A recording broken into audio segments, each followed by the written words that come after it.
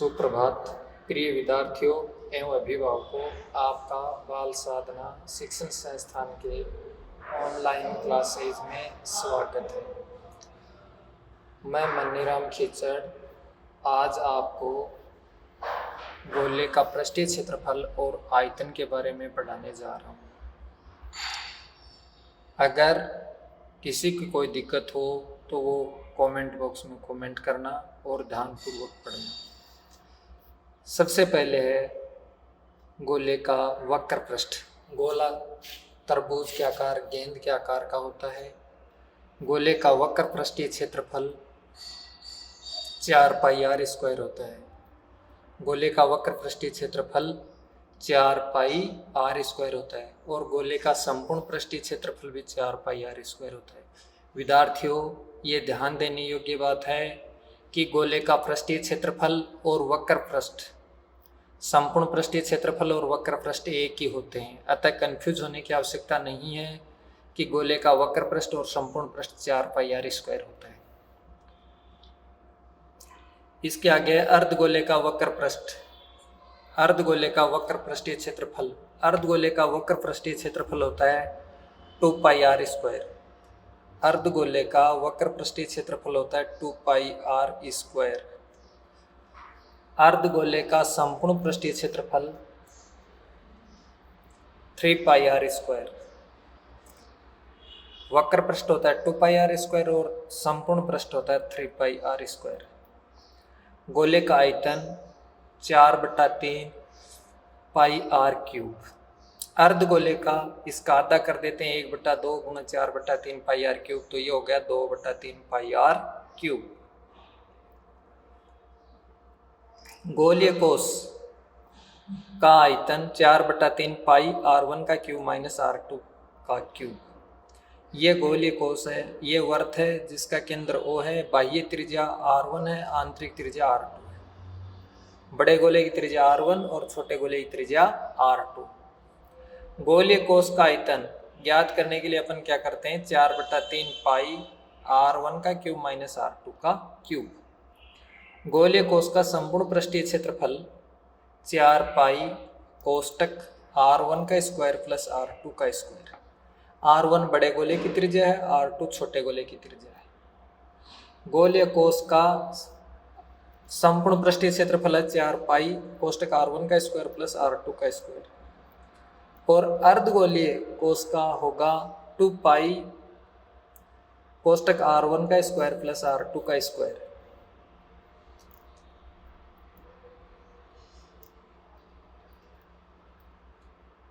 अर्धगोलीय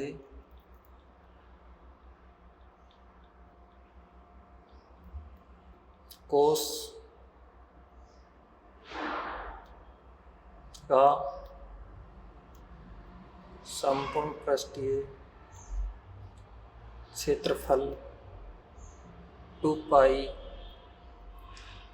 R1 का square plus R2 का square. अब प्रश्नावली 16.4 है कि गोले का पृष्ठीय क्षेत्रफल और आयतन पढ़ेंगे। इसमें पहला क्वेश्चन है कि 1.4 सेमी त्रिज्या वाले गोले का पृष्ठीय क्षेत्रफल एवं आयतन ज्ञात करो। गोले की त्रिज्या कितनी है, 1.4। गोले की त्रिज्या 1.4 सेमी। गोले का पृष्ठीय क्षेत्रफल का सूत्र अपन जानते हैं, 4 पाई आर स्क्वायर होता है। गोले का पृष्ठीय क्षेत्रफल का सूत्र क्या होता है, 4 पाई आर स्क्वायर। तो 4 गुणा 22/7, R 1.4 गुणा 1.4, 7 से काट दिया, 7 एकम 7, 7 दूनी 14, 22 चौक 88 और 14 दूनी 28, 2 अंक छोड़ के दशमलव लगा दिया, 88 गुणा 0.28, इनको गुणा किया तो यह 2464 वर्ग सेमी। तो गोले का संपूर्ण पृष्ठीय क्षेत्रफल, गोले का पृष्ठीय क्षेत्रफल कितना आया, 24.64 वर्ग सेमी। अब निकालते हैं गोले का आयतन। गोले के आयतन का सूत्र अपन जानते हैं, अभी बताया था कि गोले के आयतन का सूत्र होता है 4/3 pi R cube. 4/3 pi R cube. 4/3 गुणा 22/7 गुणा 1.4 गुणा 1.4 गुणा 1.4 3 बार लिख दिया। 7 एकम 7, 7 गुणी 14.2 बार, 22 चौक 88 गुणा 0.2 गुणा 14 को 14 से गुणा किया 196, 2 छोड़ के दशमलव लगा दिया। 88 को 2 से गुणा किया 17.6, 176 गुणा 1.96, इनको गुणा किया तो यह 34,496, 3 अंक छोड़ के दशमलव लगा दिया 34.496 बटा 3, 3 का भाग दिया तो 11-33.498 घन सेमी। इस प्रकार गोले का आयतन आया 11.5 घन सेमी। इसके आगे है प्रश्न नंबर 2।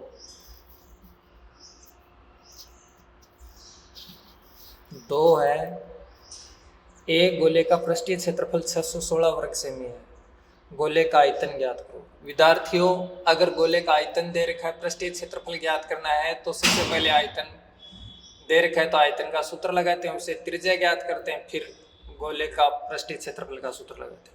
और अगर पहले आपको गोले का पृष्ठीय क्षेत्रफल दे रखा है तो गोले के पृष्ठीय क्षेत्रफल का सूत्र लगा करके सबसे पहले अपन त्रिज्या ज्ञात करते हैं। तो गोले का पृष्ठीय क्षेत्रफल 616 वर्ग सेमी।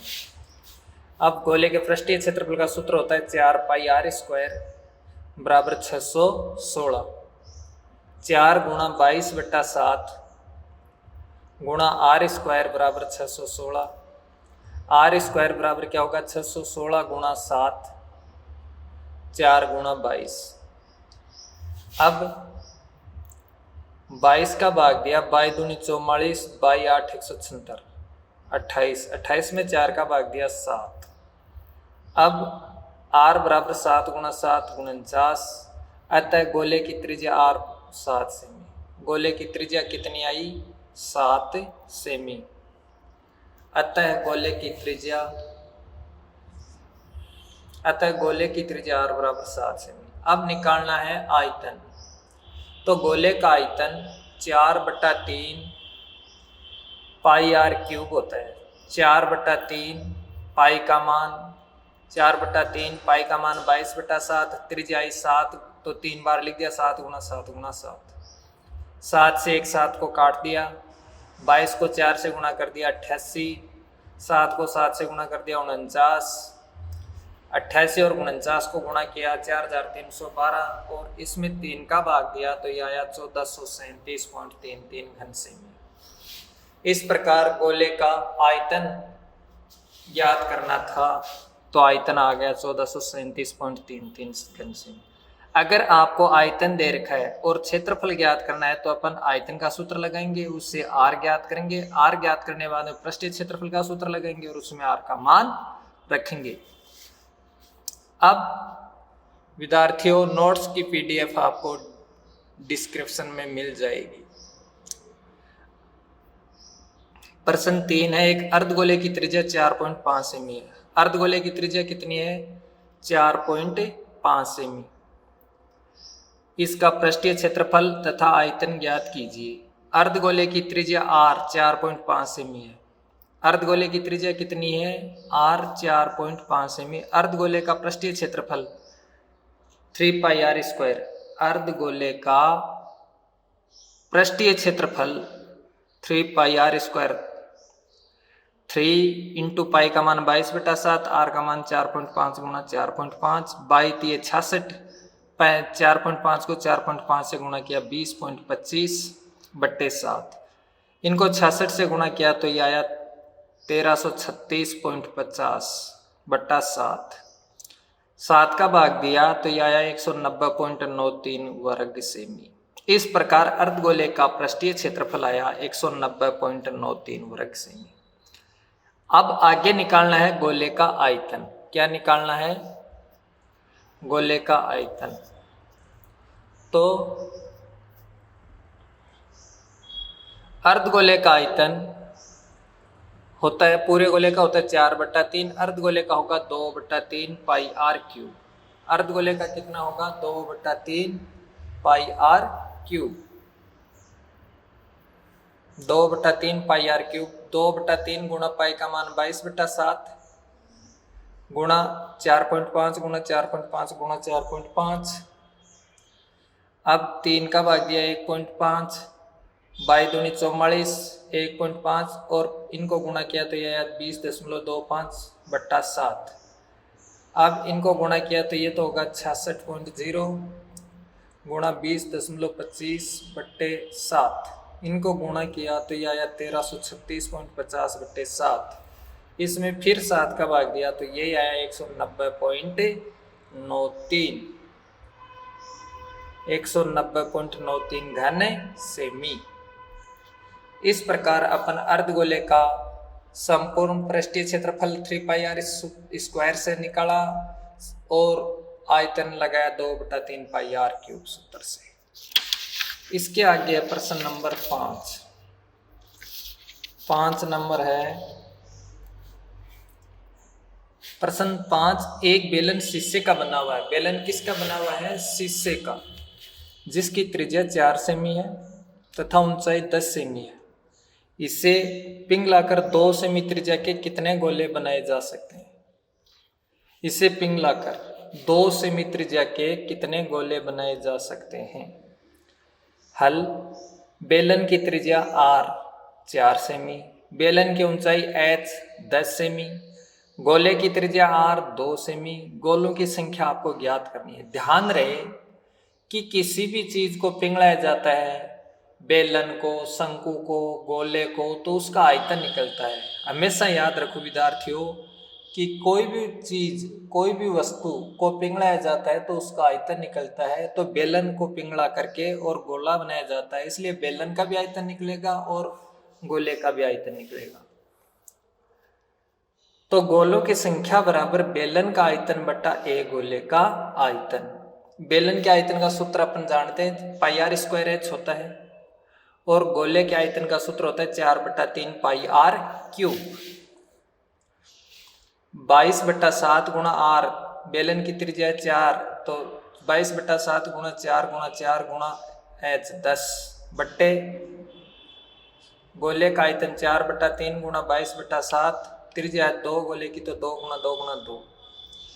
22/7 से 22/7 कट गया, 4 से 4 कट गए, 4 से ये 4 कट गए, 2 का भाग दिया 10 में 5, 5 और 3 15। तो गोलों की संख्या कितनी आई? 15 आई। अब अगला प्रश्न है प्रश्न नंबर 6। प्रश्न संख्या 6। एक खोखला गोलीय सेल 2 सेमी मोटा है। एक खोखला गोलीय सेल कितनी सेमी मोटा है? 2 सेमी।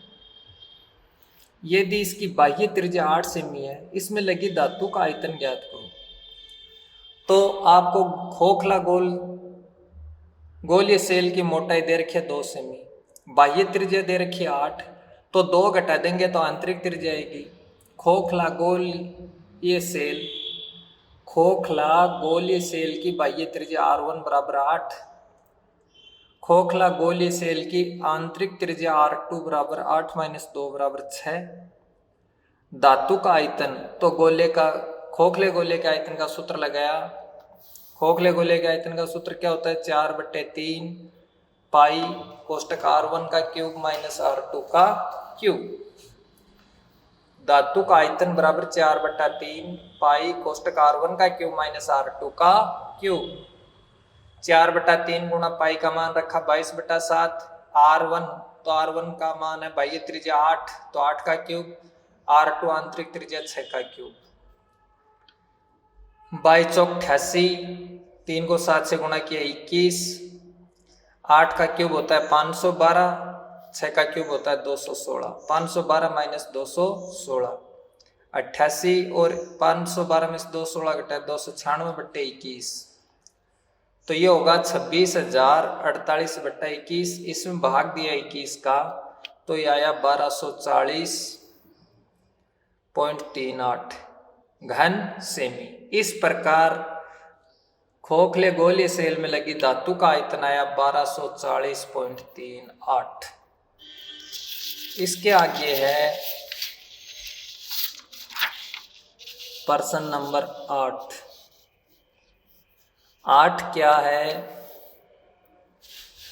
10 सेमी त्रिज्या के धातु के गोले से 10 सेमी त्रिज्या के धातु के गोले से 10 सेमी त्रिज्या के धातु के गोले से समान त्रिज्या के 8 गोले बनाए जाते हैं। कितने गोले बनाए जाते हैं? 8। 10 सेमी त्रिज्या के धातु के गोले से समान त्रिज्या के 8 गोले बनाए जाते हैं। इस प्रकार बने प्रत्येक गोले का पृष्ठीय क्षेत्रफल ज्ञात कीजिए। हल। बड़े गोले की त्रिज्या कैपिटल आर 10 सेमी। बड़े गोले की त्रिज्या कितनी है? आर 10 सेमी। छोटे गोले की त्रिज्या स्मॉल आर ज्ञात करनी है।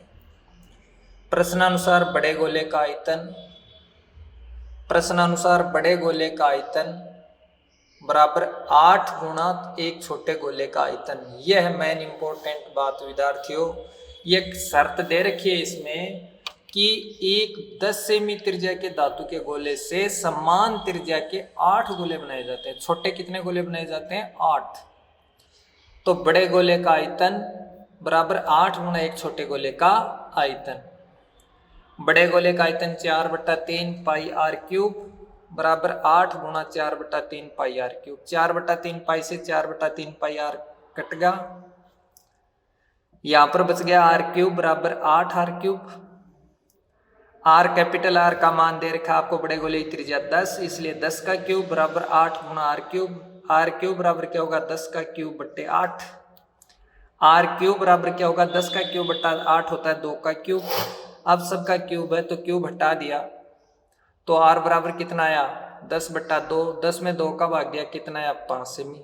अतः प्रत्येक गोले का पृष्ठीय क्षेत्रफल, गोले की त्रिज्या निकाल लिया आपने, कितनी है गोले की त्रिज्या? 5 सेमी। प्रत्येक गोले का पृष्ठीय क्षेत्रफल, प्रत्येक गोले का पृष्ठीय क्षेत्रफल 4 पाई आर स्क्वायर। तो 4 पाई गुणा 5 गुणा 5। क्यों? क्योंकि पाई उत्तर पाई में लिखना आपको, इसलिए पाई का मान नहीं लिखा। तो 4 पाई गुणा 5 गुणा 5, 5 को 5 से गुणा किया 25, 25 चौका 100 पाई। तो प्रत्येक गोले का पृष्ठीय क्षेत्रफल आया 100 पाई वर्ग सेमी। अब इससे अगला क्वेश्चन है कि इंपॉर्टेंट 6 सेमी व्यास का एक गोला, गोले का व्यास कितना है? 6 सेमी। 6 सेमी व्यास का एक गोला 12 सेमी व्यास के एक बेलनाकार बर्तन जिसमें पानी है डाला जाता है। विद्यार्थियों, किसी भी चीज में तरल पदार्थ जैसे तेल, पानी, दूध है भरा है तो उसका आयतन ज्ञात करते हैं। मैंने पहले भी बताया था विद्यार्थियों कि गोला, बेलन कोई भी हो उसको पिघलाते हैं तो उनका आयतन ज्ञात करते हैं। उनमें तरल पानी, दूध, तेल जैसे लिक्विड जो भी भरते हैं तो भी आयतन निकालते हैं। अतः एक गोले का व्यास 6 सेमी है तो गोले की त्रिज्या कितनी होगी? व्यास की आधी, तो 6/2 बराबर 3 सेमी। बेलनाकार बर्तन का व्यास कितना है? 12 सेमी। बेलनाकार बर्तन की त्रिज्या कितनी होगी? 12/2 बराबर 6 सेमी। आपको ज्ञात करना है कि बर्तन में पानी कितना ऊपर चढ़ जाएगा, बर्तन में पानी कितना ऊपर चढ़ जाएगा, तो बेलन की एच ज्ञात करनी है। तो प्रश्नानुसार अपन जानते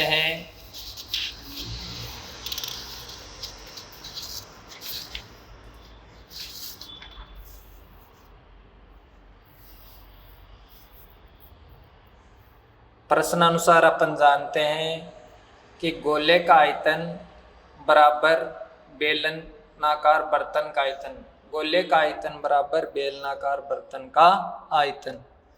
अब गोले का आयतन का सूत्र होता है 4/3 pi R cube, 4/3 pi R cube, और बेलन का होता है पाई आर स्क्वायर एच। अब 4/3 गुणा 22/7 और गोले का व्यास था 6 तो त्रिज्या हो गई 3, तो गोले के आयतन का सूत्र हो गया 4/3 गुणा 22/7 गुणा 3 गुणा 3 गुणा 3 बराबर बेलनाकार बर्तन का आयतन 22/7, बेलन का व्यास था 12 तो त्रिज्या होगी 6 गुणा 6 गुणा h।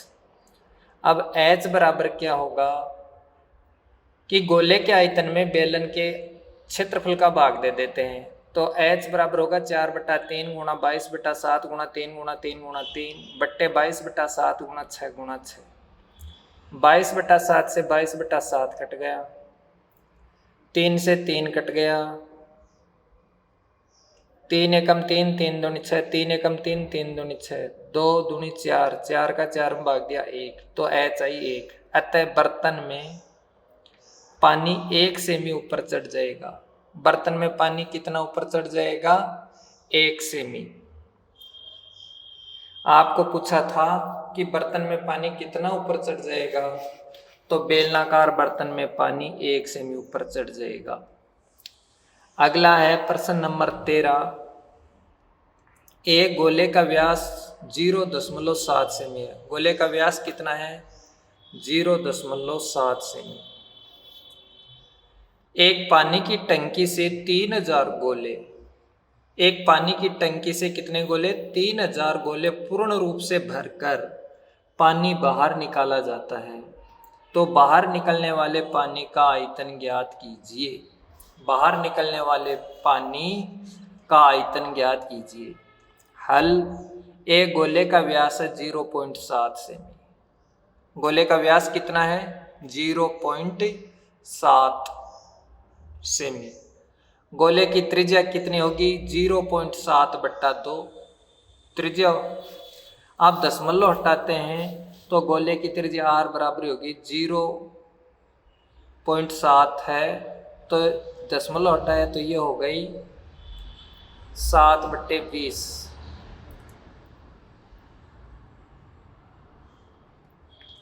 दशमलव हटाया तो ये हो गई 7/20 सेमी। एक गोले का आयतन 4/3 पाई r क्यूब। एक गोला, गोले कितने हैं? एक गोले का आयतन 4/3 पाई r क्यूब।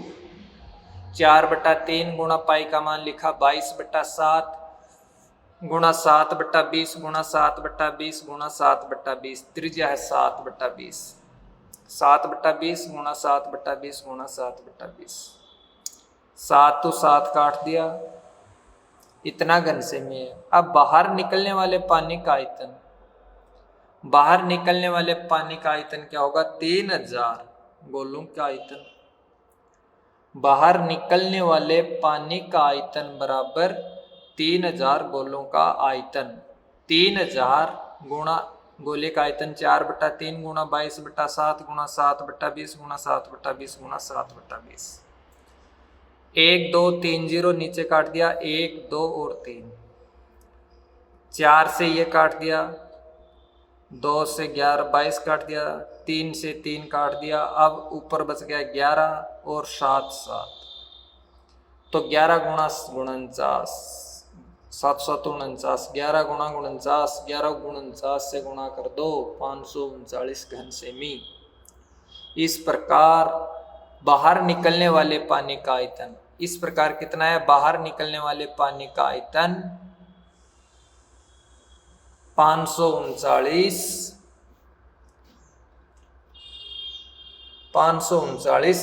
घन सेमी आया। अब अगला क्वेश्चन है, प्रश्न नंबर 14 है। एक खोखले अर्धगोलीय बर्तन, एक खोखले अर्धगोलीय बर्तन के बाह्य व्यास और अंतः व्यास क्रमशः 43 सेमी और 42 सेमी है। खोखला अर्धगोला है जिसका अंदर का व्यास अलग है, बाहर का व्यास अलग है। उस पर रंग कराने का वे 7 पैसे प्रति वर्ग सेमी है। 7 पैसे प्रति वर्ग सेमी है। तो बर्तन पर रंग कराने का वे ज्ञात कीजिए। हल। अर्धगोलीय बर्तन का बाह्य व्यास 43 सेमी। अर्धगोलीय बर्तन का बाह्य व्यास कितना है? 43 सेमी। अर्धगोलीय बर्तन का बाह्य व्यास है 43, तो बाह्य त्रिज्या R1 क्या होगी? व्यास बटा 2, 43/2 बराबर 21.5 सेमी। अर्धगोलीय बर्तन का अंतः व्यास 42 सेमी। अंतः त्रिज्या R2 बराबर 42/2 बराबर 21 सेमी। अब खोखले अर्धगोले कि आंतरिक त्रिज्या 21.5 सेमी, बाह्य त्रिज्या है 21 सेमी। अंतः त्रिज्या तो होगी 21 सेमी, बाह्य त्रिज्या 21.5।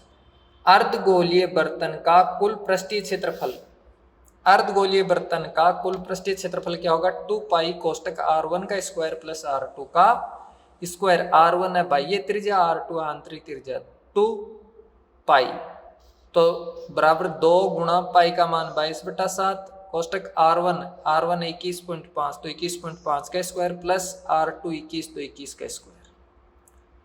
22 दूनी 44/7 कोष्टक 21.5 को 21.5 से गुणा किया 462.25, 21 को 21 से गुणा किया 441।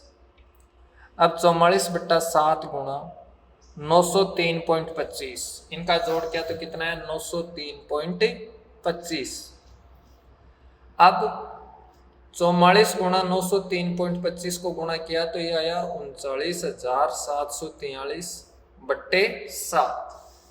अब चूंकि 1 वर्ग सेमी पर रंग कराने का खर्चा है 7 पैसे, 1 वर्ग सेमी पर रंग कराने का खर्चा कितना है?